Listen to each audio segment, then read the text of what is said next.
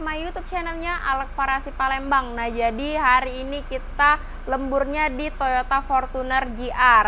Nah, ini selesai kita upgrade ke full RGB matrix, mulai dari bagian alis atas bawah, headlamp yang di bagian proyektornya ini kita tambahin diamond RGB matrix juga, fog lampnya juga ini kita tambahin. Nah, untuk di bagian RAM, nah ini kita pasangin mini laser double lens 9.2 by Pro 7. Ini kita tambahin devil RGB matrix juga. Jadi udah bisa diganti-ganti dari HP, Play Store ataupun di App Store. Nah, ini untuk fitur satu mode, satu warna. Kalau ini yang udah bisa diganti-ganti tuh, sampai 210 mode, bebas pilih, jadi nggak bakalan bosen. Dan juga ini udah bisa send. Nah, saat posisi sendnya ini udah bisa merunning di bagian alis atas bawah, headlamp dan juga fog lamp. Nah, untuk hasil contoh sinar di bagian mini laser langsung kita tes di aiming screen.